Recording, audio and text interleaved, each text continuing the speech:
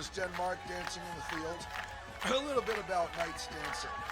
Back in the Middle Ages, William Marshall, greatest knight that ever lived, was entering a tournament. His opponent was not ready. And there's Denmark rocking on to their song. Anyway, his opponent was not ready. The people were getting bored. So, not wanting to let the people get bored, William Marshall jumped off of his horse, told the musicians to play, got into the field and danced to entertain the audience. I did exactly the same thing in my first pro fight back in the International World Championships in 2012 in Warsaw. So, here we go. England against Denmark, a battle of the crosses. Interesting that the uniforms are essentially counter changes of each other. And here comes Denmark, slamming into the central two Englanders who stand up. There's an Englander beating a Denmarker into the fence while a Denmarker is beating another Englander who grabs him. Here comes Denmark crashing into the Rus, with the Rus fighting Englander from behind. An Englander behind is trying to relieve him so that Denmarker is hitting him in the face. Meanwhile, the English Rus buddy is beating on that Denmarker, but he's taken down by another Denmarker. And now he's trying the old leg sweep trick. It's not working. He slips off. They're both looking now for a better target of opportunity. Boom! Right on the head with the cleaver. And pommeling to the head. Perfectly illegal, folks. And he's hitting. The Dane is on top of the Englander. The Englander is, another Englander is on top of the Dane. The Dane is trying to use just one hand to hook up that leg, because I don't think you're allowed to use two of them. Boom! Now that Dane has got guys on either side. Boom! Being punched in the head, and that looks like it's the round, folks, because everybody else, there must be 3 Englanders up because they've called a match. And you have to do that when there's 3 guys up and 1 guy down.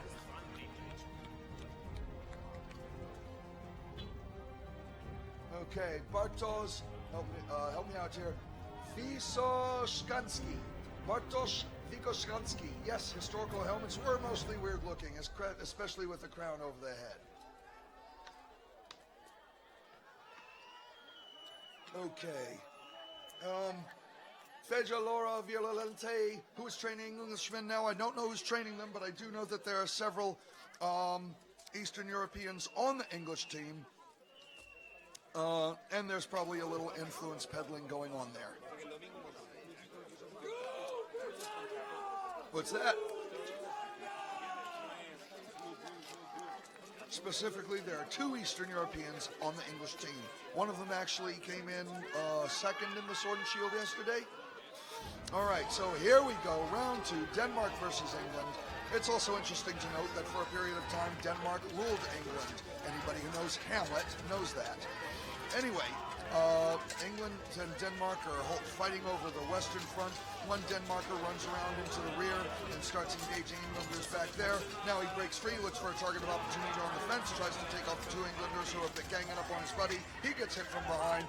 2 Danes are pulling an Englander off of him. Now we got one-on-one against the fence as the ground is littered with bodies. He's just sitting. Oh, that Englander is tough. He's just sitting on his thighs. That's the way to stand up. That's the way not to get taken down when you got someone on your back. And he's sweeping it over. He's sweeping him over. Can he get him down without going down himself? The Dane has got a headlock. The Dane is standing on 1 foot. Down he goes. And England prevails. Wait. Oh, an Englander was dragging a Dane. Once those knees hit the ground, however, the Dane is down. And England wins. England has conquered Danish oppression.